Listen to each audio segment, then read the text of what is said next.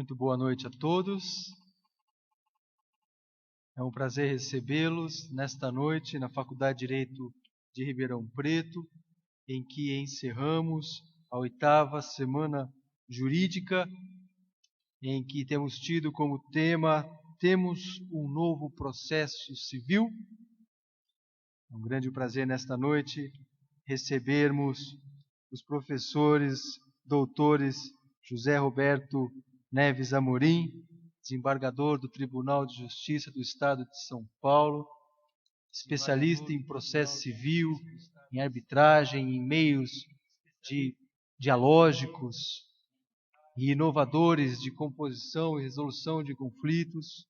Professor e desembargador Amorim já foi do Conselho Nacional de Justiça, onde teve um destacado papel que tem tido nas discussões em direito processual neste país. Muito obrigado, professor, pela sua presença aqui, nos honra muito. Temos também o prazer de contar com a professora doutora Selma Lemes, professora que nos vem visitar do Rio de Janeiro, ela que é professora dos cursos de graduação e pós-graduação da FGV Rio e advogada. Professora, seja bem-vinda no seu retorno à faculdade. Esperamos tê-los ambos em muitas outras oportunidades aqui. Muito brevemente, quero agradecer a todas as pessoas que contribuíram para tornar essa semana jurídica possível e homenagear especialmente o presidente desta comissão organizadora, o professor doutor Fernando Gajardoni, com o brilhantismo que lhe é peculiar, concebeu, coordenou e executou este trabalho. Quero pedir para ele uma salva de palmas.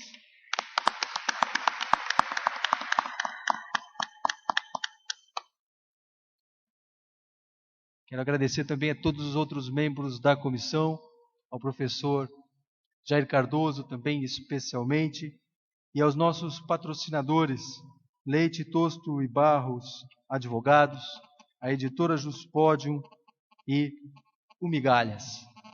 Sendo assim, iniciamos os trabalhos jurídicos desta noite, porque os trabalhos artísticos já foram degustados, passando a palavra à professora Selma numa pequena inversão da nossa pauta, como combinamos aqui. Professora, fique à vontade. Boa noite. Um prazer muito grande estar aqui. Inicialmente, eu queria agradecer na pessoa do professor Fernando Gajardoni, do presidente da mesa, o Dr. Nuno, e também do desembargador Amorim, especialmente para o professor Fernando pelo convite e também por estar compondo essa mesa com os demais professores. É um prazer muito grande estar aqui de volta, segunda vez que venho na USP de Ribeirão. É um prazer muito grande e fiquei muito contente também com o tema que me foi dado pelo professor Fernando, para falar com o senhor sobre arbitragem e fazer uma interface com as novas regras do novo Código de Processo Civil. Bom, quando nós falamos em arbitragem e o novo CPC, nós vamos ter que pensar vamos dizer assim, na interferência, no sistema de colaboração, no sistema conjunto que passa a existir, que já existia, mas que agora é regulado de uma maneira diferente, no novo Código de Processo Civil. O novo Código de Processo Civil foi muito pródigo com referência à arbitragem. Há 13 artigos que comentam, que trazem a figura da arbitragem. Isso, para nós, é algo extremamente inovador, não é? Bom, quando nós pensamos em arbitragem e o processo civil, o que se pensa? Se pensa que, se eu tenho arbitragem, que é um sistema extrajudicial de solução de conflitos, por que o judiciário junto?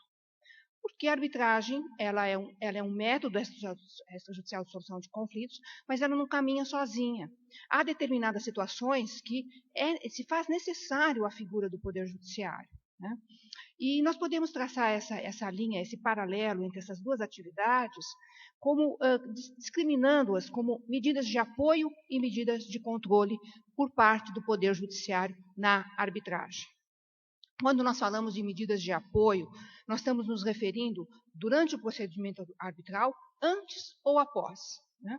E aí nós vamos encontrar o quê? As questões com referência às medidas cautelares, medidas de urgência, às atividades de apoio pelo artigo 7º da Lei de Arbitragem, que se trata da instituição da arbitragem quando nós temos diante de cláusulas arbitrais vazias, aquelas cláusulas que não trazem os elementos necessários para se instituir a arbitragem, para indicação de árbitros, na execução da sentença arbitral. Então, essas medidas são consideradas medidas de apoio na interface entre o árbitro e o juiz. E também a de controle, depois da sentença arbitral ser ditada, a possibilidade da ação de declaração de nulidade da sentença arbitral, desde que tenham sido violados um daqueles dispositivos do artigo 32 da lei. Os senhores sabem que a Lei de Arbitragem é a Lei 9.307, de 1996, ela sofreu alterações, nós estamos agora com um texto em vigor novo, algumas alterações que foram produzidas no texto da lei, que passou a vigorar agora a partir do dia 27 de julho, com essa nova redação. E nessas alterações, uma das mais importantes, uma das mais, assim, vamos dizer, na linha junto que faz essa interface com o Poder Judiciário, foi a criação da Carta Arbitral, que nós vamos falar um pouquinho agora, também, e que, além de estar regulada na Lei de Arbitragem, também está prevista no CPC novo, dentro do capítulo que trata da cooperação judicial. Bom, como eu comentei, o Código do Processo Civil, o novo Código do Processo Civil, ele tem praticamente não, eu contei, 13 artigos que falam da arbitragem. Um artigo consagrador do novo CPC são esses artigos, o artigo 3º e o artigo 4º, que reconhecem expressamente a possibilidade de solucionar conflitos por arbitragem, algo que na legislação anterior não havia. A legislação anterior, onde constava a questão, o juízo arbitral estava regulado nos artigos 1072 e 1102 do Código de Processo Civil, que foram revogados pela Lei de Arbitragem. E havia também outros dispositivos, quando equiparava a sentença arbitral à sentença judicial, como título extrajudicial, e também tratava da questão da execução, no antigo Código de Processo Civil. O artigo 42 do novo Código, ele trata da competência interna para julgamento das causas cíveis, e nomeadamente diz juízes e árbitros. Bom, o ponto aqui das tutelas cautelares e de urgência, no novo CPC, fazendo a interface com a arbitragem, na arbitragem ele está regulado no artigo 20, no novo artigo 20, isso é uma inovação do texto da Lei de Arbitragem, não que não houvesse a figura das medidas cautelares e de urgência na antiga redação da Lei 9.307. Havia, mas era uma redação singela, uma redação simples, e ela não previa determinadas situações, algo que a jurisprudência, nesses quase 19 anos de vigência da lei, veio e suplantou e traçou, deu um norte para essas questões, e essas questões hoje passaram a estar reguladas na lei. E aqui cabe uma observação interessante. As alterações que houve na lei de arbitragem, elas podem ser sintetizadas de 3 categorias. A primeira é aquelas que elas praticamente referendam toda a construção jurisprudencial brasileira. Nesses 19 anos de vigência da lei, porque a lei de arbitragem hoje ela é o que ela é em termos de um instrumento de solução de conflitos, e que levou e ergueu o Brasil ao nível de um país com uma lei muito boa de arbitragem e com um potencial de desenvolvimento da arbitragem, ao ponto que nós hoje somos, na Corte Internacional de Arbitragem, da Câmara de Comércio Internacional, que tem sede em Paris e tem comitê em vários países, inclusive no Brasil, o Brasil hoje está em 3º lugar em número de arbitragens. Está na frente da Alemanha, da Espanha, da Itália, só está na frente do Brasil, os Estados Unidos, a França, e em 3º lugar somos nós. Então, isso tudo graças à lei de arbitragem, mas preponderantemente à jurisprudência brasileira construída nesses 19 anos de lei de arbitragem. E o terceiro ponto, a primeira foi ratificadora, porque trouxe a jurisprudência ao texto da lei. A segunda trouxe algumas inovações, entre elas esta, que trata da figura das medidas cautelares e de urgência, e a terceira foram as alterações supressivas, no sentido de retirar algum dispositivo da lei anterior que não estava operando bem, e também para adaptar as novas alterações. Bom, Quando nós falamos de cautelares, de medidas de urgência na arbitragem, nós temos duas formas de pensar nisso. A primeira é quando um contrato que tem cláusula compromissória e, portanto, ela tem efeito uma cláusula arbitral cheia, tem efeito vinculante, as partes estão impedidas de ir ao judiciário, são obrigadas a resolver a questão por arbitragem, sempre lembrando que em arbitragem nós podemos dispor da convenção de arbitragem, desde que nós estejamos tratando com pessoas capazes e que a matéria, o objeto da arbitragem, refere-se a um direito patrimonial disponível. Portanto, tudo que possa estar previsto num contrato pode ser resolvido por arbitragem. Aqui está uma grande inovação da lei, que foi no sentido de que ninguém é obrigado a se submeter à arbitragem, mas a partir do momento que se coloca uma cláusula compromissória, ela tem efeito vinculante e as partes estão impedidas de ir ao judiciário. Então, no cenário desse, um contrato com uma cláusula compromissória, na existência de uma emergência, de uma urgência, em que você ainda não tem um tribunal arbitral constituído, a parte, dentro dessa necessidade urgente, ela pode se valer do judiciário para uma adoção de uma medida de urgência. Então, esta forma de medida cautelar é uma cautelar extraprocessual, ou seja, ela é não no bojo da arbitragem, porque se a arbitragem já estiver instituída, quem tem competência para tratar e apreciar essa cautelar serão os árbitros. Então, a redação da lei anterior ela era dúbia.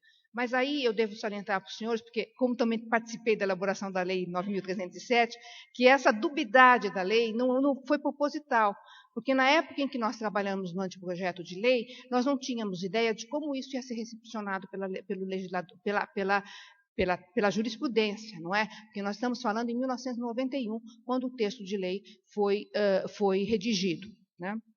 Bom, então a lei veio e deixou muito claro que medidas cautelares na arbitragem, se o tribunal arbitral não estiver constituído, quem tem competência para tratar e apreciar da questão é o juiz, togado. Em seguida, no prazo de 30 dias, a parte tem que dar início ao procedimento arbitral. A lei nova esclareceu que, instituída a arbitragem, quem tem competência para julgar a medida cautelar será o árbitro, e também esclarece que o árbitro, isso também já estava, a jurisprudência também já tinha fixado, o árbitro pode alterar, revogar ou modificar aquela medida cautelar concedida no âmbito do Poder Judiciário, né? E aí, então, nós estamos falando da cautelar endoprocessual.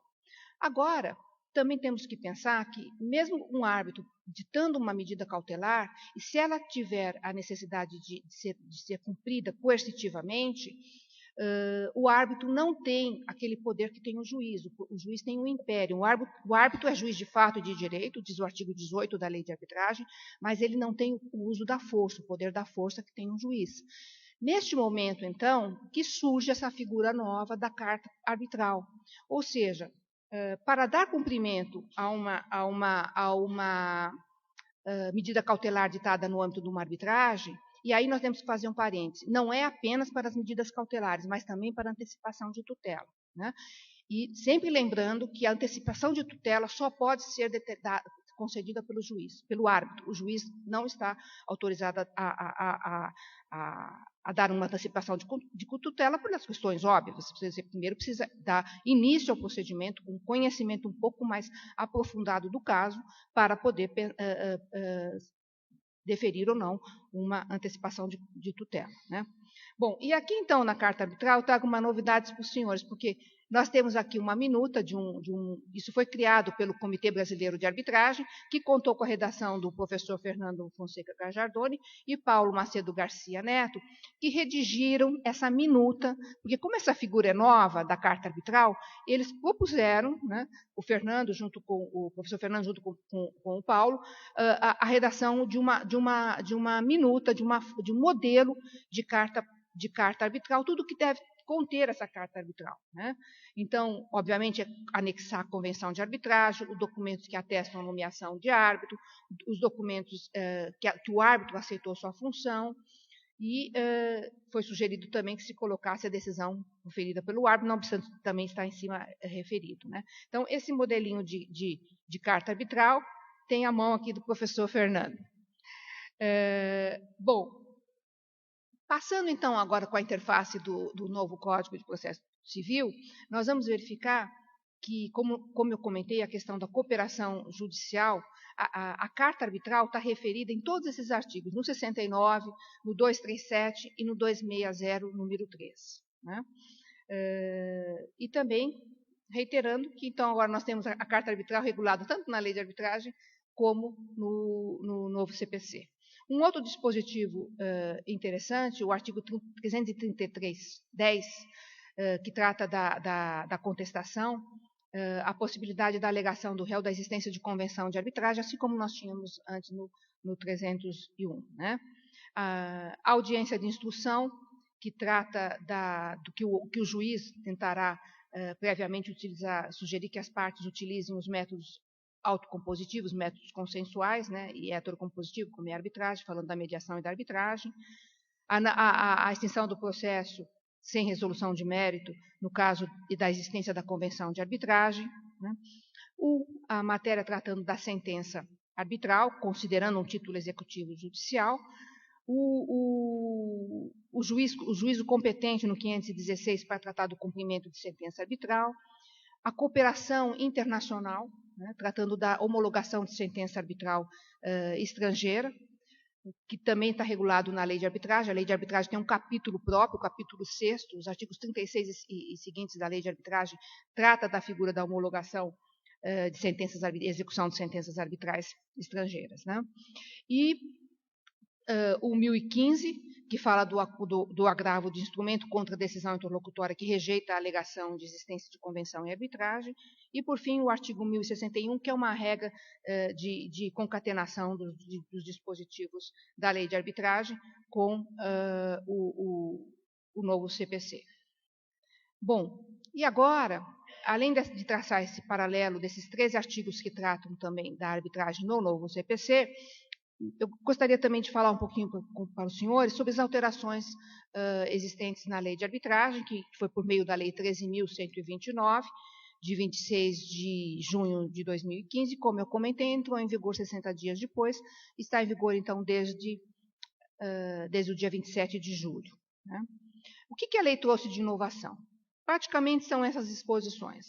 Ela regula a arbitragem na administração pública, introduz no artigo 1º da lei um dispositivo que pedagogicamente, pedagogicamente eu digo porque não havia nenhum impedimento da administração pública participar da arbitragem, a ponto dela já estar referendada nas leis das parcerias público-privadas, na Lei Geral das Concessões, e em outros, na Lei das Agências Reguladoras, mas sempre havia um veso de interpretação no sentido de se fazer uma interpretação restritiva de que a administração pública trata de interesses públicos indisponíveis e também que há o princípio da legalidade estrita. Então, essas interpretações sempre foram interpretações restritivas, elas chocavam com a própria jurisprudência do Supremo, porque houve um caso muito importante, é o leading case na área, que foi o chamado caso Lage, em 1973, em que o Supremo disse: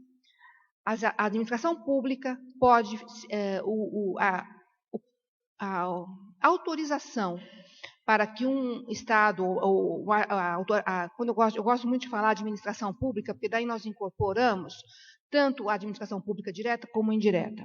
O único requisito para afirmar cláusula compromissória é o poder de contratar. É indubitável que a administração pública tem o poder de contratar. Então, no caso Lage, o Supremo disse, desde que seja matéria de direito disponível, né, desde que seja matéria que envolva um interesse público secundário da administração, não há nenhum impedimento em que a administração pública participe de arbitragem. Mas havia sempre essa interpretação restritiva. E tem um lado bom dessa alteração. O lado bom é o seguinte, que ela protege o agente público. Né? Tem uma finalidade nesse sentido também. A partir do momento que o agente público vê que está escrito na lei que pode aceitar cláusula compromissória em contratos firmados com a administração, vai se sentir um pouco mais confortável. Então, essa alteração é vista como uma matéria que ratifica, então, um entendimento anterior. Também esclareceu que a administração pública só pode submeter à arbitragem dentro das regras do direito estrito. O que isso significa? Significa que a administração pública não pode submeter, não pode autorizar o árbitro a resolver por equidade. Essa é uma característica interessante da arbitragem, porque as partes podem autorizar os árbitros tanto a resolverem de acordo com as regras do direito, como por equidade, ou usando os usos e costumes do comércio internacional. Né? A lei disse que a arbitragem com a administração pública tem que seguir o direito estrito. Houve vetos na lei, e esses vetos se referiram a pequenas alterações. Uma alteração que tratava da arbitragem, o artigo 4º, parágrafo 2º da lei, já trata da arbitragem em contratos de adesão. E, portanto, como 90% praticamente dos contratos de relação de consumo são contratos de adesão, ele estaria já prevista. Mas o projeto criou um dispositivo que tratava da arbitragem em contratos de relação de consumo. Né? E esse dispositivo foi vetado. Foi vetado também um outro dispositivo que tratava da arbitragem trabalhista. Criou-se a figura um artigo que falava que os diretores de empresas poderiam, pessoas de um cargo de maior discernimento, poderiam se valer da arbitragem nos contratos trabalhistas. Isso também foi vedado, e aqui tem uma observação paralela. Não existe necessidade nenhuma de se ter um texto de lei para a arbitragem na área trabalhista. Nós sabemos que a lei de arbitragem é uma lei processual civil, portanto, ela subsidiariamente se aplica às relações trabalhistas, e pode perfeitamente ser arbitrável. O que existe é uma interpretação restritiva da justiça do trabalho, não é? Mesmo se tratando de pessoas que têm discernimento, que sabem do que estão, contratos que estão assinando, que podem eleger arbitragem, porque quando nós estamos falando da possibilidade de arbitragem nas relações trabalhistas, nós estamos nos referindo às cláusulas econômicas dos contratos de trabalho, não estamos nos referindo às cláusulas sociais. Né? Um outro dispositivo novo da lei, a lei de arbitragem já regulava a questão da possibilidade da arbitragem institucional, né? Mas agora ela tratou de uma questão sobre a lista de árbitros de câmaras de arbitragem, dizendo que as pessoas não estão vinculadas àquele corpo de árbitros, todavia a instituição de arbitragem pode fazer uma verificação para ver se aquele árbitro preenche os requisitos para ser árbitro, né? A lei diz ter a capacidade de fato e de direito, né, para ser árbitro. Na verdade, não mudou nada, né, porque as câmaras de arbitragem podem continuar rejeitando o árbitro indicado pelas partes. Né. Um outro dispositivo interessante, e que não havia na previsão da lei, é a questão da prescrição. Então, hoje nós temos um dispositivo que trata de que, o requerimento de instituição da arbitragem interrompe a prescrição. Né? Fixou-se um prazo, deixou-se claro também no novo texto, que o pedido de esclarecimentos, as partes têm a possibilidade de alterar aqueles prazos. A lei fala em 5 dias, mas tanto os regulamentos como as partes podem alterar esse prazo para pedir esclarecimentos. O pedido de esclarecimento significa o quê? Que você, na lei de arbitragem, os árbitros ditam a sentença arbitral. Posteriormente, as partes podem, no prazo de 5 dias, ou então agora no prazo que estipularem, pedir esclarecimentos sobre alguma omissão, algum equívoco, algum erro material, equívoco material, mais ou menos na mesma figura dos embargos de declaração. Né? As tutelas cautelares de urgência, então, passou a ter uma redação própria do artigo 22, A e C, né? Alterando a lei anterior. O artigo 25 foi um artigo que foi revogado e se pode dizer com total certeza que foi a melhor coisa que o projeto de lei fez. Por quê? Porque esse artigo, quando foi colocado na lei de arbitragem, o artigo 25 diz o seguinte: no curso da arbitragem, surgindo algum problema que diga respeito a um direito patrimonial disponível, o árbitro suspenderá o procedimento e remeterá as partes ao judiciário. Né? Esse dispositivo foi muito criticado e realmente e por nossa sorte foi muito pouco aplicado, e quando foi aplicado corretamente. A pouca jurisprudência que construímos em torno dele aplicou corretamente, porque quem pode alegar ou invocar essa questão, a lei era muito clara, era o árbitro e não a parte. Então, a parte não podia invocar esse dispositivo da lei para se evadir da arbitragem, algo que a administração pública começou a fazer com muita assiduidade, né? Colocava a cláusula compromissória nos contratos, depois de dizer que não valia, e também invocava o artigo 25. Né? Hoje, esse artigo foi revogado. E como que se fazia na prática? Na prática, o próprio tribunal arbitral, ele rodeava e ia usar de outros elementos para não cair nesse dispositivo. Né? Poderia separar o que era arbitrável do que não era, mas não ia cair nesse dispositivo, porque você suspenderia o procedimento arbitral e sabe lá quantos anos isso levaria. Não é? Bom, o artigo 32 da lei de arbitragem e o capítulo 5º, que trata do reconhecimento de sentenças arbitrais estrangeiras, foram adaptados porque a nova sistemática, porque o artigo 32 havia um equívoco no inciso 1º que falava que o artigo 32 data dos motivos de ação de anulação. E o artigo 32, o parágrafo 1º falava, se for nula o compromisso arbitral. Foi um equívoco, porque teria que constar o quê? Se for nulo, a convenção de arbitragem. Porque a convenção de arbitragem é o gênero no qual são espécies a cláusula compromissória e o compromisso. Então, retificou esse equívoco da lei, né?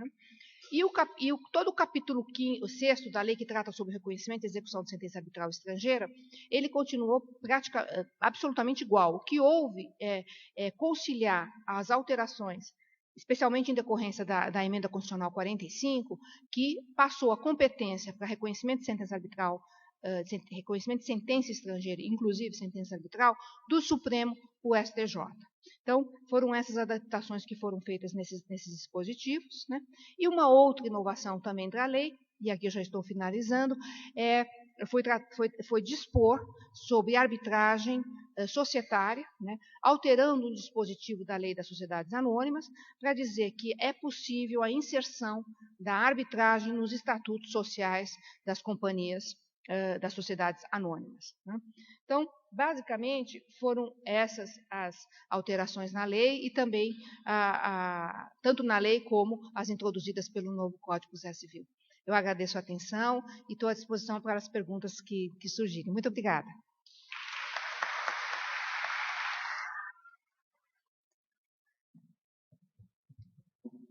Muito obrigado, professora Selma. Nós reservamos as perguntas para a parte final da nossa sessão, está bem? Então, guardem, por favor, as perguntas que tenham para a professora Selma. Imediatamente eu passo a palavra para o desembargador Amorim.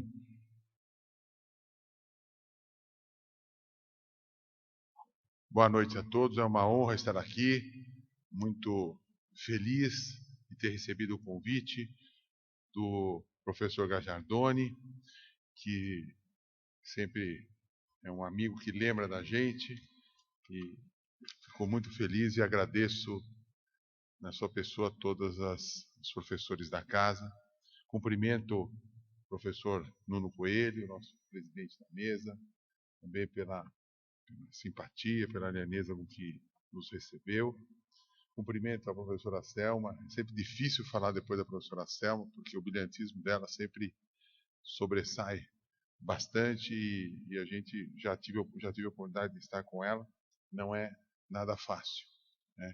Gostaria de fazer um cumprimento especial ao Dr. Gandini, meu amigo, magistrado, né? E é um prazer tê-lo aqui, é uma honra estarmos sempre juntos também aqui em Ribeirão Preto. Como a professora Selma já disse, nós estamos aqui tratando hoje dos métodos alternativos para a solução dos conflitos. Isso é um tema que afeta diretamente a sociedade brasileira, porque o judiciário inserido dentro desse sistema público, ele sofria até a chegada do Conselho Nacional de Justiça de uma ausência total de políticas públicas. Então, o Brasil tinha políticas públicas do Poder Executivo, o Legislativo também tinha suas políticas produzidas pelos meios legislativos, E o Judiciário, até 2004, quando veio a emenda 45, não tinha políticas públicas. 91 tribunais que nós temos no Brasil, 90 deles, tirando o Supremo Tribunal Federal, nós, cada um cuidando de si, cuidando das suas próprias políticas, mas na verdade ninguém trocava experiências, o que era bom, o que era ruim, cada um olhando para dentro do seu próprio tribunal, não havia essas trocas de experiências tão importantes e fundamentais. E o Conselho Nacional de Justiça veio então com essa finalidade, de fazer uma uniformização dentro do Poder Judiciário.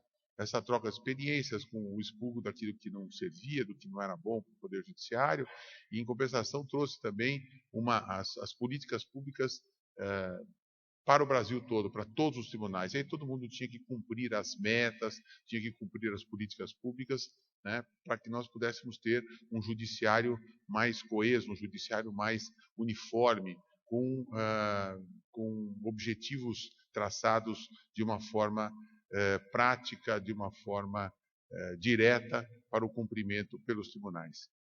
E uma das políticas públicas importantíssimas foi a política pública da mediação e da conciliação, que, por meio da Resolução 125 de 2010, e foi lá que começamos, então, a trabalhar com esse tema, nós passamos a ter, então, um judiciário com as políticas públicas, e essa uma política pública importante. E eu, quando fui para o CNJ, em 2011, já peguei a Resolução 125 de 2010, iniciando, então eu pude começar com ela, já determinando aos tribunais que começassem a trabalhar com a mediação, com a conciliação, visando efetivamente uma nova política pública e uma nova participação da sociedade dentro do judiciário e do judiciário dentro da sociedade. Havia uma separação total e só se pensava em processo. Isso é algo que não se via como uma viabilidade para que a sociedade pudesse ter uma solução dentro dos seus conflitos. E aí começamos a pensar e trabalhar dentro desse tema. Nós temos uma visão no Brasil da seguinte forma: nós temos 100 milhões de processos em andamento. Na virada de 2014 para 2015, 100 milhões de processos. O Estado de São Paulo, 25 milhões de processos. Portanto, só o Estado de São Paulo ocupa 1/4 do resto do Brasil, que tem mais 26 unidades aí. Então, 26 unidades dividem em 75% e São Paulo fica sozinho com 25%. Então, é um número bastante expressivo. E, com isso, aquela história, o meu processo não acaba, recurso em cima de recurso, e o Poder Judiciário totalmente tolhido de tomar qualquer tipo de providência sem um compartilhamento das ideias e uma coparticipação da sociedade para mostrar que o conflito não se resolve com o processo. O juiz, quando sentencia um processo, ele termina o processo, mas não elimina o conflito. O que a mediação e a conciliação fazem? Elas eliminam o conflito entre as pessoas e resolvem o conflito com muito mais agilidade e com muito mais facilidade. Os processos judiciais não eliminam o conflito, eles eliminam o processo, o juiz decide e diz: você ganhou, você perdeu. Então, na verdade, quando o juiz, representante do Estado, ele invade a vida das pessoas e diz: você ganhou, você perdeu, é assim que você tem que fazer, porque eu, Estado, juiz, estou mandando você fazer, e essa é a minha ordem, isso não resolve o conflito, isso acirra o conflito. Então, muitas vezes, nós juízes, eu, doutor Gajardoni, doutor Gandini, a gente está acostumado com essas políticas, né, de decisão. E ainda, dentro do judiciário, há resistência aos métodos alternativos. Não só da arbitragem, mas da mediação, da conciliação, alguns juízes ainda resistem. Hoje, muito menos por conta da própria lei. Então, nós temos um sistema de justiça com 17.300 juízes, com 13 mil membros do Ministério Público, com 6.500 defensores públicos, que é um número pequeno de defensores públicos. A defensoria tem que crescer, tende a crescer, né, em razão da sua função constitucionalmente estabelecida. Nós temos aí 3 milhões de bacharéis em direito, dos quais 800 mil são advogados, né? Então, um número bastante grande. Nós temos aí no Brasil 1.300 faculdades de direito. Eu falei isso lá, a doutora Selma estava quando eu falei, né, doutora Selma? Na última palestra que nós tivemos essa semana ainda no IBRAC. E no resto do mundo, nós temos 1.100 faculdades de Direito. Então, nós temos 1.300 no Brasil e no resto do mundo tem 1.100. São números que não estou inventando, são números reais, redondos, evidentemente, mas são números reais. O número de processos, juízes, promotores, são números reais. Isso está tudo colocado no Justiça em Números do CNJ. Então, para vocês terem uma ideia da magnitude de tudo isso, do tamanho do Poder Judiciário, do gasto do Poder Judiciário, um processo judicial custa por ano por volta de R$ 1.300 a R$ 1.500, dependendo do lugar do Brasil em que ele esteja sendo conduzido.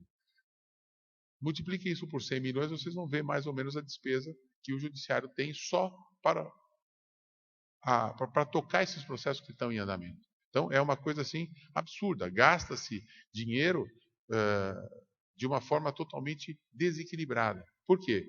Porque uma grande parte desses processos são processos relativos a consumo, por exemplo, que não chegam a 500 a R$ 1.000. Então, o Estado gasta mais para um processo do que é discutido no próprio processo. Eu até brinquei lá no dia com o professor Marcelo e o professor Cazu, que era mais fácil o Estado chamar o litigante e falar, olha, você está litigando por R$ 800, eu pago para vocês não brigarem, tá certo? Porque eu vou ganhar ainda uns 500 aí, tá certo? Para resolver e não vou ter que desembolsar tudo isso. Então, é uma situação que a gente vê que totalmente desastrosa, se a gente não tomar algum tipo de providência. E quando nós fazemos uma divisão processual pelo Brasil, a gente percebe o seguinte, dentro das estatísticas, 51% dos processos que existem no Brasil têm origem pública. São processos que envolvem a União, os estados, municípios e as empresas públicas. 38% são processos inerentes à área financeira, bancária. Depois nós temos 6% de telefonia, e o restante dos processos, que já são muitos, dizem respeito às áreas cíveis, família, só 5%. Então, quer dizer, os números que surgem são extremamente devastadores para a sociedade e para o próprio Poder Judiciário e para o próprio Poder Público, que poderia estar usando esse dinheiro para fazer outras coisas que não utilizando para pagamento de funcionamento de processo. Esse dinheiro tem que ser destinado para outras coisas, como, por exemplo, os Sejusques, Centros de Solução Alternativa de Conflitos, onde as pessoas poderão pré-processualmente, sem a utilização do processo, resolver os seus litígios por meio de mediadores, de conciliadores. Então, tudo isso, esse dinheiro tem que ser canalizado para que a sociedade, por meio desses atos de cidadania do Poder Judiciário, possa atender a população de uma forma muito melhor. E aí nós começamos a estudar isso, como é que nós tínhamos que ter uma lei de mediação. E essa lei de mediação foi trabalhada na mesma época que a lei de arbitragem. O ministro Luiz Felipe Salomão trabalhava a lei de arbitragem numa comissão, e eu trabalhava na comissão da lei de mediação do Ministério da Justiça, que desagou no marco legal da mediação, a lei 13.140 de junho, que vai entrar em vigor em janeiro, bem próximo da lei de arbitragem. Uma é 13.129 e a outra 13.140. São duas leis muito próximas. Então, e aí nós começamos a tratar. Quando trabalhamos com a lei de arbitragem, a lei da mediação, como eu trabalhei na comissão, eu pude ver que foi uma lei muito discutida e que houve nela a participação de todos os segmentos. Então, era o Poder Judiciário, membros do Ministério Público, Defensoria Pública, a Advocacia Geral da União, a própria advocacia, a sociedade civil. Então, foi uma lei muito legítima, uma lei que foi muito discutida em audiências públicas, com a participação de todas as pessoas. Então, essa lei veio, efetivamente, atender o que as pessoas queriam que ela atendesse. E nós tínhamos uma preocupação, evidentemente, com a vinda do novo Código de Processo, um processo que estava por vir, que ela não ficasse uma lei dissonante com o novo Código. Então, se nós olharmos aí a lei da mediação e o Código de Processo, nós vamos encontrar uma uma consonância muito grande entre elas, justamente porque nós tínhamos essa preocupação. A comissão fazia parte da ministra Nancy Andrighi, o ministro Marco Aurélio Buzzi, o então secretário da Reforma do Judiciário, Flávio Caetano, o conselheiro Emanuel Campelo, eu também, na época, conselheiro do CNJ. Então, nós tínhamos o representante do ministro Luiz Inácio Adams, da AGU, membros do Ministério Público, o representante do então procurador-geral, Dr. Gurgel, e assim por diante. Membros da sociedade civil, indicados por institutos que cuidavam de mediação. Então, nós fizemos aí uma lei trabalhada dessa forma. E aí, nós tivemos, então, o advento do novo Código. E aqui eu já começo a entrar no nosso tema. E eu sou relativamente suspeito para falar sobre isso, porque eu vejo a mediação como uma solução não só dos problemas, mas uma solução social, uma solução para a cidadania, uma solução que pode fazer com que as pessoas resolvam muitos dos seus problemas, que às vezes são problemas não tão graves. Logicamente, a gente entende que quem tem um problema para si, esse problema é grave, porque o problema é dela, né? Então, é grave, mas a gravidade eu quero dizer em termos de solução. Então, nós não estamos descartando o Poder Judiciário. O juiz é importante? Vai sempre ser, tem que estar presente, e há determinados momentos que a caneta do juiz é imprescindível. Então, não se diga que a mediação ou a arbitragem substituirá totalmente o Poder Judiciário. Não vai, é um poder do Estado, há necessidade, há momentos em que o juiz deve interceder e vai sempre ter que interceder, como um poder de Estado. Mas nós temos que mostrar para o cidadão que antes dele se socorrer desse poder estatal, ele pode solucionar o seu conflito de outras formas que não traga a ele um desgaste totalmente desnecessário. Então, nós temos dois tipos de mediação, basicamente: a mediação pré-processual e a mediação processual. O Código, evidentemente, fala dos dois tipos de mediação, mas trata muito mais da mediação dentro do processo do que fora do processo.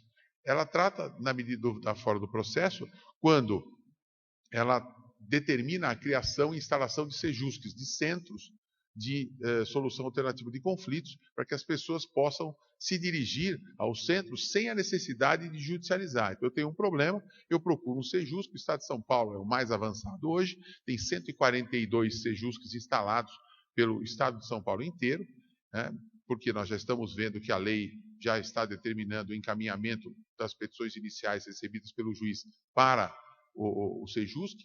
E por que é que nós, tardiamente, evidentemente, o Brasil veio com um atraso muito grande de ter um marco da mediação? Os Estados Unidos já há mais de 20 anos trata a mediação, da arbitragem, desses métodos, a França, a Europa, a Alemanha, né? E nós temos aqui o nosso vizinho, a Argentina, com uma lei que já tem mais de 15 anos, uma lei de mediação.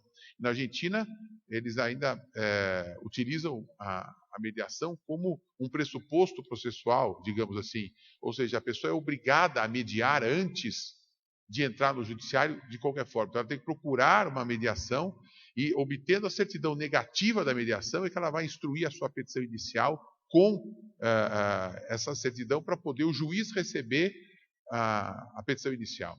Nós quisemos até, num determinado momento, implantar esse sistema aqui, mas a nossa preocupação é, como nós temos uma Constituição extremamente garantista, e essa Constituição ela traz o direito de ação como um pilar fundamental dos direitos fundamentais.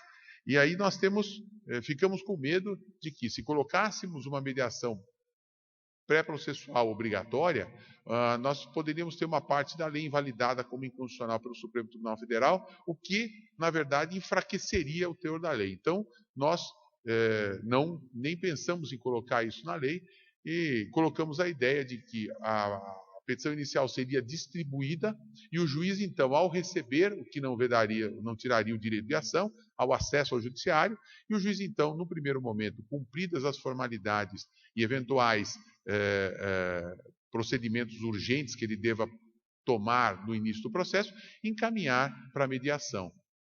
Então, esse caminho que nós encontramos para não obstar e, eventualmente, a busca de uma liminar seria analisada antes da mediação. Então, nós fizemos isso já também em consonância com o texto do próprio do novo Código de Processo Civil. Então, o novo Código de Processo, ele fala da mediação em 3 momentos fundamentais, né? Primeiro, lá no artigo 3º, quando fala também da arbitragem, ele fala da mediação e fala dos métodos alternativos de solução de conflitos.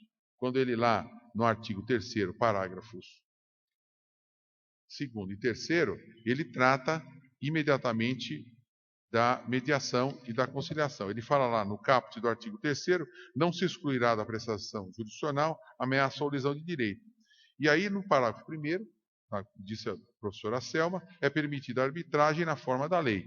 No parágrafo 2º, o Estado promoverá sempre que possível a solução consensual dos conflitos. E no 3º, a conciliação, a mediação e outros métodos de solução consensual de conflitos deverão ser estimulados pelos juízes, advogados, defensores públicos, membros do Ministério Público, inclusive no curso do processo. Ou seja, abriu essa possibilidade para a mediação pré-processual, que é o que a gente tem recebido muito no Sejusc, né? Muito. As pessoas têm ido para solucionar os seus conflitos, encontrando mediadores e tudo mais. O segundo momento, ele trata, nos artigos 165 a 175, fala especificamente dos mediadores e dos conciliadores. E lá no artigo 334 e 335, ele fala da audiência de mediação e de conciliação. Então, nesses 3 momentos, o Código trata. Não há nenhuma referência a passagens anteriores no Código de 73. Tanto é que são capítulos inovadores, são regulamentações totalmente inovadoras para o novo Código. Ou seja, o legislador teve essa visão de trazer efetivamente para dentro do processo as soluções alternativas para os conflitos, ou seja, evitando a judicialização o máximo possível. Por quê? Porque se percebe que os processos se eternizam. Se eternizam por meios de recursos, por meios de métodos protelatórios, e aqui nós vamos ver que a lei ela considera o não comparecimento na audiência de mediação ato atentatório à dignidade da justiça, inclusive com aplicação de multa para aquele que não comparecer. Ou seja, obriga efetivamente que as partes participem da mediação. Então, nesse primeiro momento, o Código trata da mediação e determina, então, que os tribunais tratem dos conflitos dessa forma, ou autoriza a instalação de sejusques. No segundo momento, o Código dos artigos 165 a 175, ele trata o título é Seção 5 dos conciliadores e dos mediadores.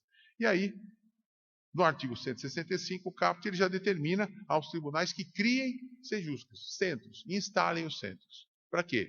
Porque lá na frente, no artigo 334, ele vai fazer uso desses centros para que os processos que sejam recebidos pelo juiz sejam encaminhados para os centros. Quando não tiver, a mediação será feita na própria vara. E aí nós vamos ver que nós temos um probleminha com os advogados um pouco mais para frente, sobre o qual eu vou falar em seguida. Logo depois, o Código define o que é conciliador e o que é mediador. Na verdade, eu acho que o conceito colocado no Código não é um conceito mais técnico, não é o melhor conceito, né? Porque o mediador, na verdade, ele é um facilitador do encontro da solução. E o conciliador não, o conciliador é aquele que pode, eventualmente, ajudar dando ideias de soluções. Então, essa é a grande diferença do mediador e do conciliador, né? O Código, ele trata como mediação e conciliação quem já tinha uma relação anterior e quem não tinha relação anterior. Isso, na verdade, não tem nada a ver. Eu posso ter tido uma relação anterior, como sempre há uma relação anterior, quando há um litígio, as partes têm que ter tido uma relação anterior, ou contratual ou não contratual, não importa. A relação sempre existiu, não existe, eu vou fazer uma conciliação com quem eu nunca tive uma relação anterior, sobre o quê? Então, na verdade, quando houve esse conceito colocado no Código, não foi bem definido isso. Então, as definições da doutrina são melhores nesse sentido, né? E aí nós temos aqui alguém que fala muito bem sobre tudo isso, que é o professor Gajardoni. na obra que ele está recentemente lançado, e que ele escreveu sobre isso, ele sempre coloca e olha, podem, não é propaganda do meu amigo não, mas a obra é boa, podem adquirir. Tá? Depois eu quero meus 10% depois, hein? Vou cobrar. Mas o professor Gajardoni é sempre uma referência e eu sempre gosto de citá-lo justamente por isso, que ele é uma referência no mundo jurídico e no mundo do processo civil. Então, além da admiração pessoal, a admiração intelectual também está presente, professor Gajardoni. Então, continuando sobre isso, falando sobre o tema, então, esse conceito que veio no artigo 165, parágrafos 2º e 3º, na minha ótica, não são totalmente precisos. Né? Mas isso pouco importa, porque o conceito, a doutrina depois e a jurisprudência vão começando a trabalhar, e aí nós vamos encontrar o melhor conceito, e aí vamos trabalhar com ele. Depois, no artigo 166, trata dos princípios inerentes à conciliação. Isso é extremamente importante. E esses princípios inerentes à conciliação são aqueles princípios da independência, da imparcialidade, da autonomia da vontade, da confidencialidade, da oralidade, da informalidade e da decisão informada. Ou seja, são aqueles princípios que vão efetivamente fazer com que a mediação seja um instituto, uma instituição séria para ser obedecida. Sobretudo, o principal princípio colocado aqui é o princípio da confidencialidade, aquele que leva o sigilo, aquele que faz com que as pessoas que estejam envolvidas na mediação não tenham suas vidas devassadas posteriormente ao ato da mediação, ou se a mediação não for frutífera. Então, o mediador tem que cumprir esses princípios e está obrigado a obedecê-los. Então, isso é extremamente importante. Para quê? Para que as pessoas que se valham, se utilizem na mediação, tenham certeza de que aquilo que vai ser utilizado será algo sério, será algo que terá efetivamente o acobertamento de todo um sistema jurídico, de todo um sistema judiciário a proteger as pessoas nele envolvidas. Depois, nós temos um outro aspecto, e esse extremamente importante, que são dois que eu acho extremamente importantes, dentre todos que são, mas tem dois que se destacam, um é esse e o outro eu já menciono, é a criação de câmaras privadas de mediação. Então, o Código permite expressamente que as pessoas, que os escritórios de advocacia, outras pessoas, possam criar câmaras privadas, ou seja, trazer para dentro das câmaras privadas a mediação. Evidentemente que essa mediação feita pelas câmaras privadas, ela tem alguns requisitos fundamentais. Primeiro, o judiciário não abre mão, nesse primeiro momento, de um controle de qualidade do que está sendo feito. Que controle de qualidade é esse? É o cadastro e o registro das câmaras no Poder Judiciário, no núcleo de cada Estado. Então, a Resolução 125 criou lá atrás os núcleos, o NUPEMEC, do qual eu sou coordenador aqui em São Paulo. Então, nós temos todo o cadastro das universidades que querem dar cursos sobre mediação, nós credenciamos e cadastramos. Dos mediadores e conciliadores que fazem curso, obrigatoriamente, para ser mediador, eu tenho que ser capacitado, tenho que fazer um curso. Uma exigência que era da Resolução 125 e agora está no próprio Código de Processo. Então, tem que fazer o curso com base no quê? No programa mínimo estabelecido pelo CNJ. E as pessoas que fizerem os cursos de mediação serão, então, cadastradas para poder fazer mediação judicial. E aí vão fazer a mediação nos Sejusques e terão que ter a capacitação para fazê-lo também nas câmaras privadas. E as câmaras também deverão ser cadastradas no tribunal. Por quê? Porque o tribunal quer saber quem é que ele pode, que está cuidando da mediação, está tratando disso. E as pessoas que estão envolvidas se são efetivamente cadastradas. Então, por quê? Porque no momento em que se faz uma mediação e chega a ser um acordo dentro de uma câmara privada, automaticamente ela vai ser levada para homologação judicial. E só vai poder receber homologação quando o mediador for capacitado e cadastrado. Então, isso é fundamental. E, no futuro, a lei também prevê, e eu vou falar sobre isso, sobre a possibilidade da efetivação da mediação por videoconferência. Então, o futuro é esse. Por quê? Como nós tratamos na mediação uma grande parte sobre a relação de consumo, muita coisa sobre o consumo, o que a gente pretende? Que as empresas se preparem para a mediação. Eu vou ter aqui no Sejusc um contato com a empresa porque eu não vou poder ter no Sejusc um preposto de cada empresa de telefonia, de cada banco, para quando a pessoa chegar lá, ter alguém que atenda e possa solucionar aquele conflito. Então, o futuro vai ser nós, dentro do Sejusc, os mediadores, os conciliadores, terem um meio de fazer um contato com as empresas que estarão online imediatamente. Então, a pessoa chega, faz a reclamação, imediatamente a gente faz contato online com a empresa. E aí se resolve na mediação online. Então, e aí nós vamos receber esse acordo, o juiz homologa e devolve online isso para as pessoas. Então, isso nós vamos poder fazer uma mediação de uma pessoa que está em São Paulo, uma pessoa que está em Ribeirão Preto, no Rio de Janeiro, em Belo Horizonte, em qualquer lugar do Brasil. Por quê? Porque a videoconferência vai começar a ser trabalhada. Nós, aqui no Tribunal de Justiça, já estamos trabalhando um provimento para cuidar de como será essa mediação por videoconferência. Está para ser aprovada já no Conselho Superior da Magistratura e pelo órgão especial, justamente para que a gente saia na frente. Quando o código entrar em vigor, a gente já vai ter uma regulamentação disso para que a gente possa trabalhar imediatamente com o novo código já dentro dos parâmetros por ele estabelecidos. Então, as câmaras privadas, nós tivemos um aspecto muito inovador e muito importante. Nós já temos câmaras de arbitragem, sempre tivemos, desde que a lei de arbitragem de 96 veio, já foram instituídas. E agora a permissão também para as câmaras de mediação. Da capacitação do credenciamento, fundamental. Então, para ser mediador, é importante a capacitação, o curso. Por quê? Porque no curso serão aprendidas as técnicas de mediação, ou seja, o mediador vai ser um facilitador do encontro das vontades. E aquilo que eu disse antes, quando você faz uma mediação, as pessoas saem resolvidas. Por quê? Porque na mediação, a solução sai das partes envolvidas, não sai do Poder Judiciário. Não é o juiz que impõe. Então, por que se soluciona o conflito? Porque o conflito foi resolvido pelas próprias pessoas e não pelo Estado. Então, o índice de sucesso da mediação é muito grande por conta disso. As pessoas resolvem o conflito e esse conflito não retorna. A nossa experiência, nós tivemos no ano passado mais de 100 mil mediações feitas com sucesso.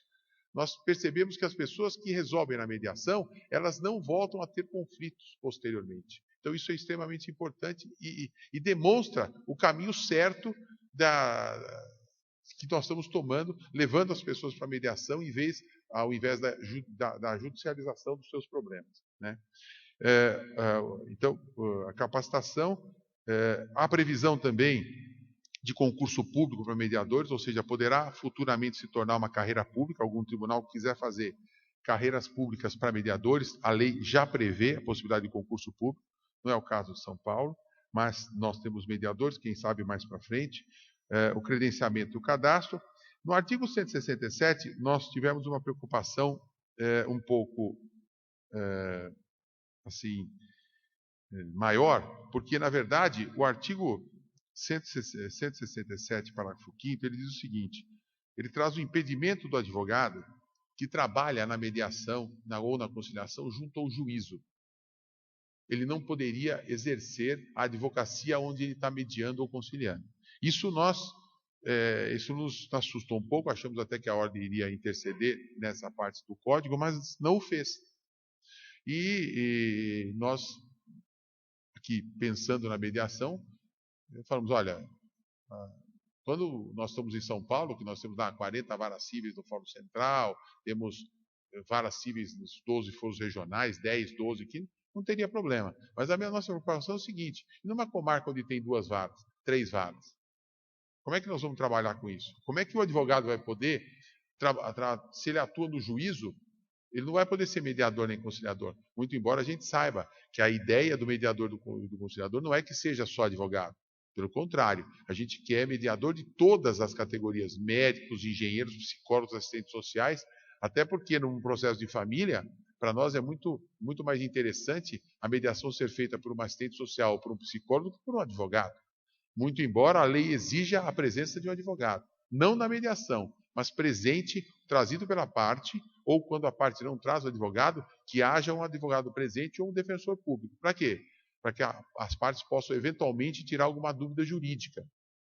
E a ordem, nesse ponto, fez valer aí as suas prerrogativas, no que está muito certo, porque as pessoas têm que ter efetivamente uma possibilidade de consulta. O juiz não vai estar presente, tá certo? Vão estar só os mediadores e conciliadores, que poderão não ser advogados, poderão ser de outras áreas, e aí então há a necessidade de uma consulta, por exemplo, jurídica. E aí um advogado tem que estar presente para que isso aconteça. Então é nesse sentido. E qual foi a solução que nós, até eu comentava com o professor Gajardoni, quando viemos para cá, esse era um artigo que o preocupava também. Eu sou presidente do Fórum Nacional da Mediação, do CNJ, e nós congregamos, então, todos os tribunais de justiça do Brasil inteiro. Foi uma preocupação que nós tivemos e pensamos num enunciado. Qual enunciado?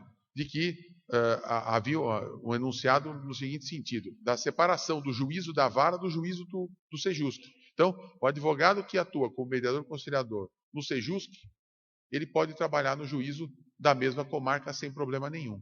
Então, nós encaminhamos esse enunciado ao CNJ e o conselheiro Emanuel Campelo, que é quem cuida disso lá no CNJ, gostou muito da ideia, né, e já virou um enunciado do Fórum Nacional, acolhido pelo Conselho Nacional de Justiça. Então, São Paulo hoje é uma referência, a gente faz todo esse trabalho, justamente porque São Paulo tem sido usado pelo Conselho Nacional de Justiça como uma referência nacional da mediação. Então, quando os estados vão montar os núcleos, eles vêm buscar em São Paulo o espelho ou os parâmetros que eles vão utilizar para os núcleos dos outros estados. Então, nós estamos bem à frente e estamos trabalhando para que isso aconteça, que São Paulo tem que estar nessa vanguarda mesmo, até porque 1/4 dos processos do Brasil estão aqui. A maior litigiosidade brasileira está em São Paulo. Então, nós temos que partir para soluções começando por São Paulo. Então, nós fizemos esse trabalho e soltamos esse enunciado, que parece que é o que vai, em princípio, vigorar como entendimento do próprio Conselho Nacional de Justiça. Outro aspecto importante é a remuneração do mediador. A lei fala em remuneração, mas não fala como, nem quem, nem porquê, nem quem vai pagar, né? Nós, do Estado de São Paulo, por iniciativa do Tribunal de Justiça, obtivemos recentemente a assinatura da lei pelo governador do Estado. Nós vamos remunerar os mediadores de São Paulo a partir, provavelmente, de janeiro do ano que vem. Nós estamos trabalhando, já fizemos a lei foi encaminhada para o Tribunal de Justiça, eu fiz parte da elaboração do projeto, encaminhamos, a Assembleia aprovou, né, e foi para o governador. E o governador, então, sancionou a lei autorizando o tribunal a pagar o mediador. Muito bem. Quais os parâmetros da lei? Nós fizemos um parâmetro assim: o mediador, o conciliador, vai poder trabalhar 16 horas por semana e vai ganhar 2 UFESPs por hora trabalhada, que dá 40 e poucos reais. Se ele trabalhar 72 horas do mês, ele vai ganhar aproximadamente 2.500 a 2.800 reais. Então, ele vai ganhar esse valor pelas 72 horas, no máximo 16 horas por semana.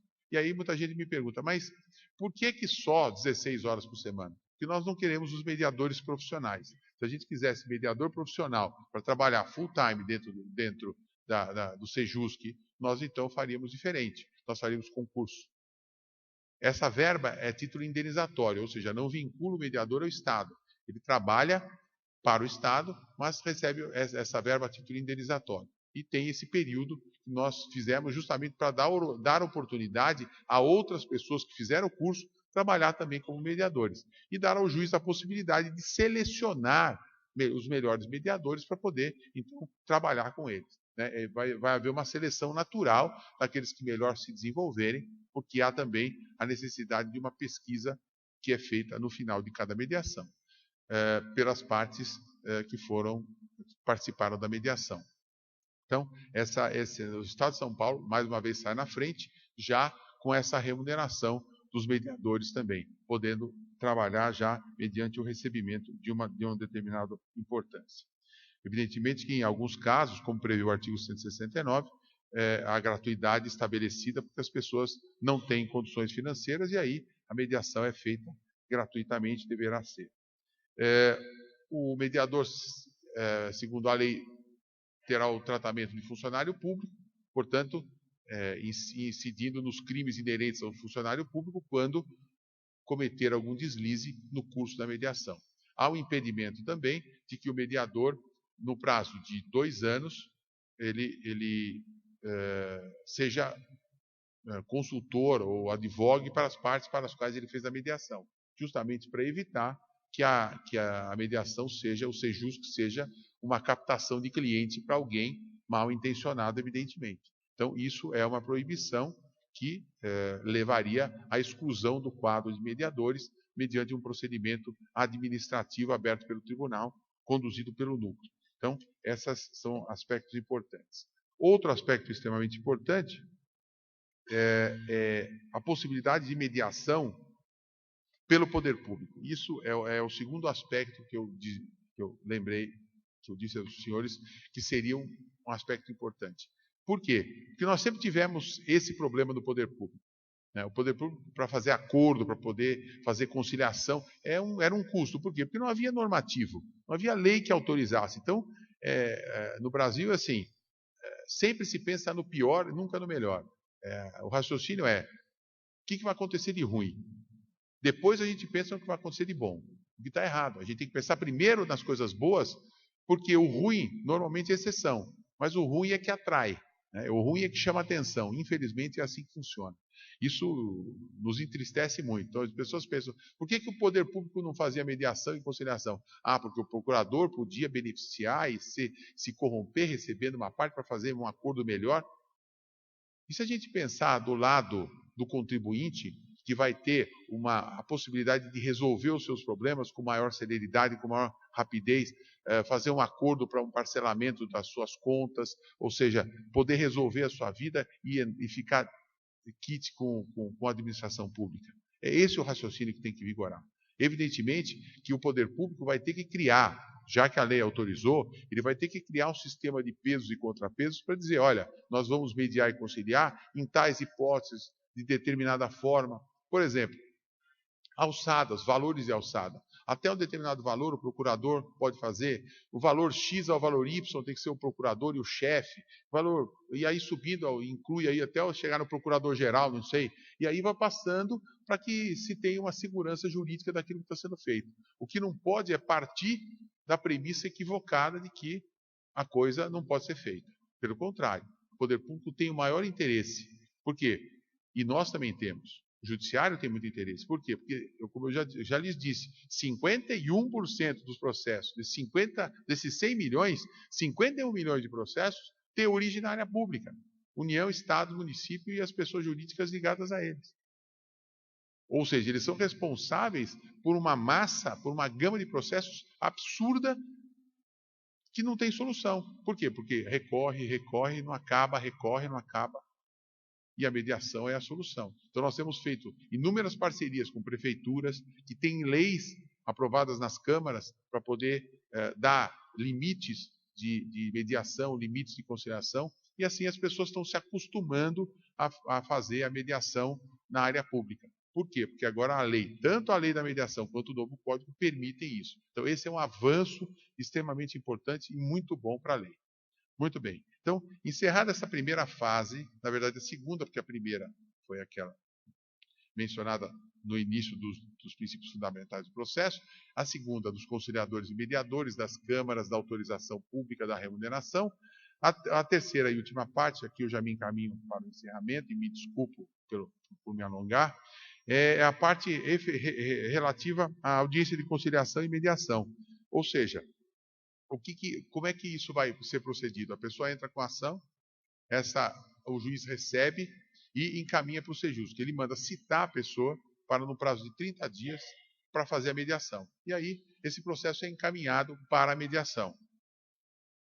A mediação é obrigatória? Não, não é. O juiz ele tem que estar adstrito à vontade das partes. Em que medida? O autor, quando propõe a ação, ele pode recusar imediatamente. Falar, eu não quero mediar. O juiz não pode mandar para a mediação. Se a parte não falar nada ou concordar, evidentemente, ele vai encaminhar. Ele só não pode no momento da recusa. E o réu recusa quando? Quando ele é citado, até 10 dias antes da audiência de mediação, ele pode entrar com uma petição dizendo, eu não quero mediar. Aí volta para o juiz. Então, A recusa é feita dessa forma, ou pelo autor direto na petição inicial, ou pelo réu, quando o juiz determina a mediação, e o prazo mínimo é de 30 dias. Então, isso ficou como uma praxe que deverá ser sempre utilizada pelo juiz. Há necessidade sempre da presença e participação do mediador e do conciliador, não é o juiz não faz parte, o juiz não é mediador, o juiz não é conciliador, ele vai ter que se valer dos mediadores e conciliadores cadastrados no Sejusc, ou cadastrados pelo juiz mesmo, ou cadastrados no núcleo, né? Deverá ter sempre a participação do advogado, e a intimação permanece na pessoa do advogado, não há mais aquela necessidade que já não existe mais, da intimação da parte, pode ser na pessoa do próprio advogado. O processo deve permanecer para a mediação, não pode exceder 2 meses, ele fica lá 2 meses, e podem ser feitas quantas sessões forem necessárias. Porque às vezes no processo de família, e essa experiência nos mostra, que no processo de família, às vezes precisa de 2, 3 sessões. Então o mediador faz com que as pessoas conversem, depois vão para suas casas, pensem, marcam uma outra, refletem, até chegar, que os problemas às vezes de família são mais complexos nesse sentido de precisar que as pessoas reflitam mais sobre aquilo que elas estão resolvendo ali. Então, tem esse prazo, 2 meses. Esse prazo é peremptório? Não, não é. O Código fala em 2 meses, mas também prevê a possibilidade desse prazo ser estendido a próprio pedido das partes. Então, as partes podem dizer, olha, nós vamos então continuar essa mediação, e o mediador encaminha para o juiz um pedido de autorização para que possa ser estendido esse prazo, porque as partes ainda estão em processo de mediação ou de conciliação. Então, isso também é fundamental. Quando houver litisconsórcio, todos têm que se manifestar. Então, individualmente, a recusa ela é considerada individualmente. Nós temos aí 3 litisconsortes, 2 querem mediar e 1 não, a mediação vai para os 2 e o que recusou não vai para a mediação. Então, eles são tratados dessa forma. O novo Código tem um problema sério, que é o problema de citação. Se nós formos lá no artigo 231, nós vamos ver que os prazos de citação, eles são... os prazos de contestação e de defesa são estabelecidos de formas diferentes. Né? Cada um da mediação, da recusa da mediação. Então, nós vamos ter que estudar os 8 incisos ali do 231 para poder saber em que momento eu me encaixo e qual o meu prazo, que agora também vai ser em dia útil. Né? Vai ser uma beleza. Então, eu estou vendo lá no tribunal, recebendo os recursos, eu tendo que contar, porque agora não vai ter mais admissibilidade, eu tendo que contar o prazo dos 550, 600 municípios do estado de São Paulo, que tem férias, não tem férias, feriado, não é feriado, é dia santo, e eu tendo que contar esse prazo todo. Eu imagino o Supremo Tribunal Federal, que vai ter que olhar os 5.570 municípios do Brasil para saber que dia que é feriado e qual. E 5.570 tem um monte de municípios que fazem aniversário no mesmo dia. Tá certo? E o ano só tem 365, então vai ser uma beleza. Eu já cheguei à seguinte conclusão, doutor Gajardoni. O senhor pode colocar no seu próximo livro e dizer assim, o desembargador Amorim disse o seguinte, ele não vai contar o prazo. Se a parte não arguir, eu vou julgar. Não dá, não é impossível. Eu vou ter que ter uma folhinha para dizer que cada município qual o dia que pulou na contagem do prazo. Então eu vou, se a outra parte, nas contrarrazões, não alegar que é intempestivo, vai para julgamento. Por quê? Não vai haver controle, é impossível esse controle. No Supremo, no Superior também vai ser impossível. Então, eu já enveredei por esse caminho. Outro aspecto importante, o não comparecimento injustificado vai ser considerado ato atentatório à dignidade da justiça e a multa de 2% da vantagem econômica ou do valor da causa. Então, isso é fundamental. Por quê? Para que as pessoas não marquem como sistema protelatório. Eu aceito a mediação, porque ela sabe que vai ficar 2 meses na mediação e depois, na hora, ela diz assim, não quero, não vou, não compareço. Ela vai ter que comparecer de qualquer forma para mediar. Senão, ela vai ser multada como ato atentatório à dignidade da justiça. Participação obrigatória do advogado ou defensor público. A autocomposição positiva vai se tornar uma sentença homologatória. Né? Quando eu tenho uma definição para mediação pré-processual, né? Que é uma decisão judicial sem processo. Então, quando ela é pré-processual, faz a mediação, transforma num termo, o juiz assina aquele termo, homologa aquele acordo, não existiu processo nenhum anterior. Existe só a decisão homologatória, que é um título executivo judicial. Então, na verdade, o conceito é uma decisão judicial sem um processo que o antecedeu. O processo é simplesmente a mediação ou a conciliação, né? Quando já há o processo, aí muda de figura, não é esse o conceito, porque já existe o processo, uma petição distribuída ao juiz. Então, é isso que acontece. E essa homologação é um título executivo judicial. E aí, o artigo 335 fala do prazo de 15 dias para contestação após contado da última sessão, quando as partes compareceram e tudo mais. E aí, vem os prazos do artigo 231 da citação para serem computados. E aí, nós já saímos aí da parte da mediação, porque ela já foi infrutífera, nós aí, então, enveredamos já para os tempos de defesa, os prazos de defesa e os prazos de contestação. Então, dentro do novo código, e assim, muito brevemente, desculpe pela brevidade, são esses os aspectos fundamentais que nós temos dentro do processo. Na parte precedente, são as câmaras privadas, são a necessidade da capacitação, do registro, do cadastro das câmaras privadas, da remuneração, da possibilidade do poder público mediar e conciliar, e a possibilidade de, em sendo agitada a ação, o juiz então encaminhar para a mediação com todos esses parâmetros que eu lhes mencionei aqui. Num breve resumo, eu acho que esses são os pontos fundamentais. Lógico, nós teremos aí muitos outros a explorar e poderíamos ficar aqui falando horas sobre isso, mas eu sei que todo mundo aqui tem um tempo, já é tarde, e eu então estou aqui também, assim como a professora Selma, aberto aos questionamentos que os senhores quiserem fazer, mas só para encerrar, eu gosto de dizer sempre uma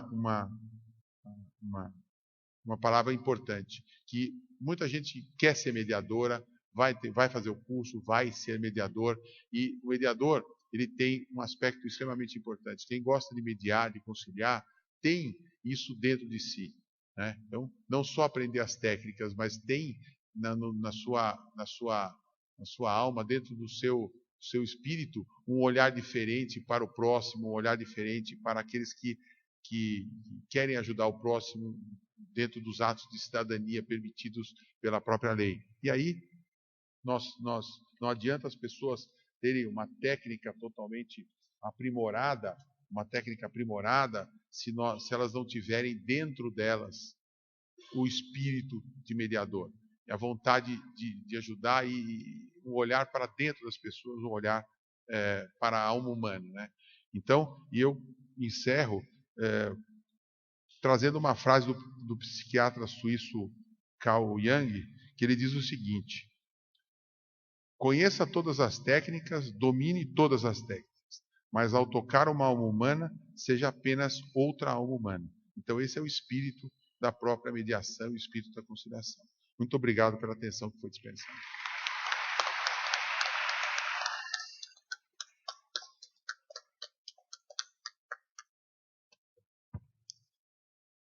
Muito obrigado, desembargador Amorim, por essa belíssima conferência.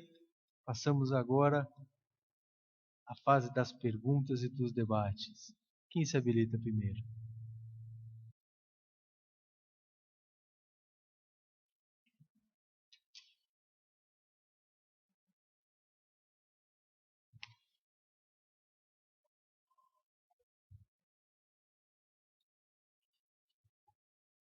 Bem lembrado, nós estamos tendo esta sessão transmitida ao vivo pela internet, pelo canal de televisão que a USP mantém na internet, e depois todos os debates da Semana Jurídica estarão à disposição para serem também vistos pelos interessados.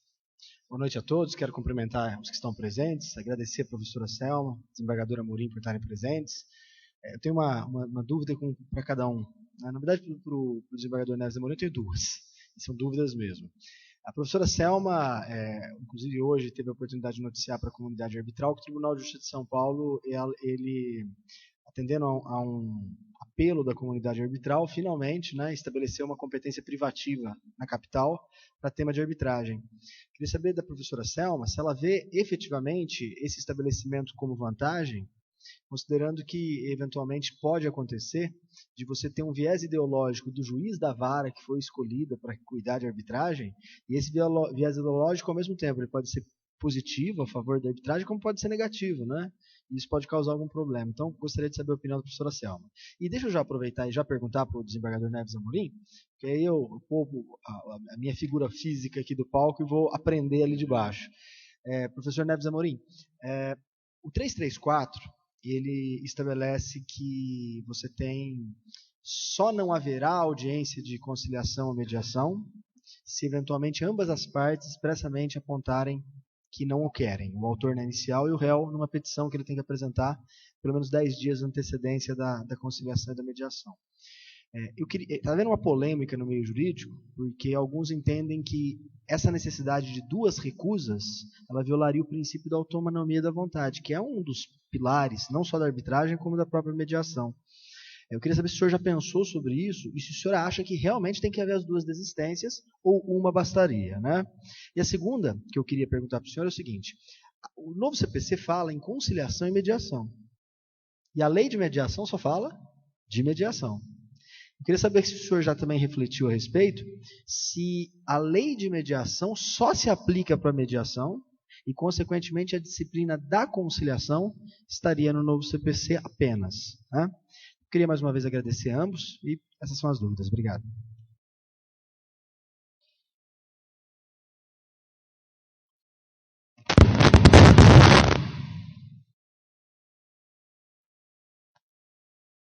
Não sabia que ia detonar uma bomba. Bom, a pergunta é muito interessante, mas eu acho que eu vou na linha do que o desembargador Amorim falou. Nós temos que pensar na parte positiva, né?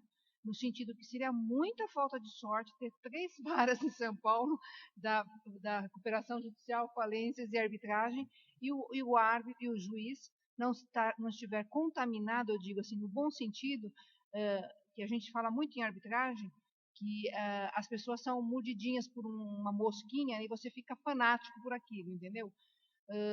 A sensação que eu tenho é que, pelo menos a experiência, inclusive internacional, de você ter um juiz especializado na matéria, traz uma grande mais-valia, porque, primeiro, as questões são complexas, né? Ele traz com ele uma simetria de informações, que aquelas questões que estão surgindo, para um neófito, para um juiz mais novo, ele não vai saber resolver, mas o outro já vem com toda a carga de conhecimento jurisprudencial, de como ele já atuou em umas outras questões iguais. Então, a experiência, me parece que isso vai ser muito positivo, né? E especialmente para São Paulo, porque, como eu comentei, o Brasil é um líder em arbitragem, e São Paulo hoje, dentro das pesquisas da CCI, ela está no top 10, as 10 maiores sedes de arbitragem no mundo, né? Então, a partir do momento que você tem essa especialização nos juízes, isso é um elemento que traz uma mitigação do risco no contrato, né, do ponto de vista da análise econômica do direito. Então, isso é muito bom, a ponto de nós conhecermos pessoas que colocavam cláusulas de arbitragem no contrato, mas também colocava aquela cláusula de eleição de foro, numa necessidade de você propor uma demanda inicial de arbitragem, o Rio de Janeiro. São Paulo as pessoas começaram a colocar nos contratos cláusula arbitragem mais sede Rio de Janeiro, justamente porque no Rio de Janeiro tinha as varas especializadas, né? Então eu acho que isso aí, eu acho que a comunidade jurídica brasileira vai ganhar muito com isso, né? Então eu não vejo esse problema, espero que não, né?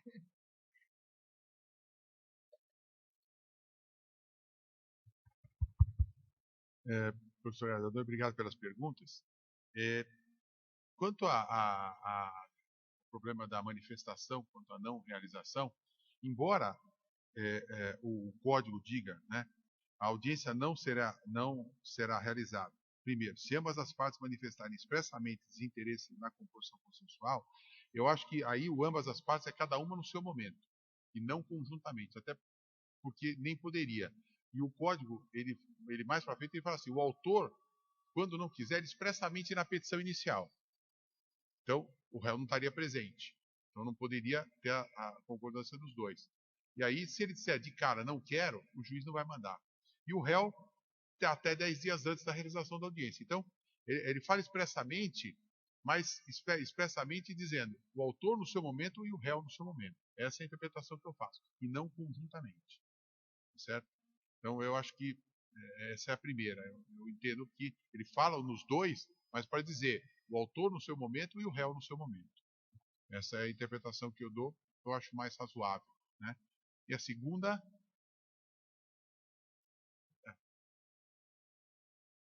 a lei de mediação, ela foi feita especificamente para a mediação, porque a conciliação já constava até do Código anterior como uma obrigação do juiz fazer a conciliação, e a conciliação sempre foi um parâmetro em que as pessoas se valiam com maior, sem a necessidade de uma capacitação, porque o próprio conciliador, embora hoje a gente fale em capacitação de conciliador, o conciliador é aquele que pode se envolver mais na causa. E o mediador, ele vem com uma cultura diferente do conciliador, que é uma técnica especial para fazer com que as pessoas possam ser, ele vai ser um aproximador, ele não vai ser alguém que vai participar e nem poder dar sugestões como o conciliador fazia e ainda pode fazer. Então eu acho que a lei de mediação, ela se aplica à conciliação quando houver essa capacitação, fala de capacitação, e o código fala capacitar, mediador e conciliador. Então, nessa parte de capacitação, de credenciamento, isso vale para os dois. Mas na hora de tratar especificamente, trata muito mais especificamente da mediação e foi feita como um marco de mediação, por ser a mediação uma técnica específica de utilização muito mais, às vezes, pré-processual do que propriamente processual. Então, eu acho que a lei de mediação ela foi feita para tratar muito mais da mediação, mas no que se aplica dentro do código para ambos, a lei de mediação também, no cadastro, na capacitação, também aplica hoje em dia ao conciliador. Eu acho que espero ter solucionado as dúvidas. E agradeço mais uma vez. Meus caros amigos, chegamos agora ao final da nossa 8ª Semana Jurídica da Faculdade de Direito de Ribeirão Preto. Quero agradecer muitíssimo aos nossos conferencistas desta noite e a todos vocês, convidando-os para retornar à faculdade em muitas outras oportunidades. Declaro assim encerrados os trabalhos da semana. Muito boa noite a todos.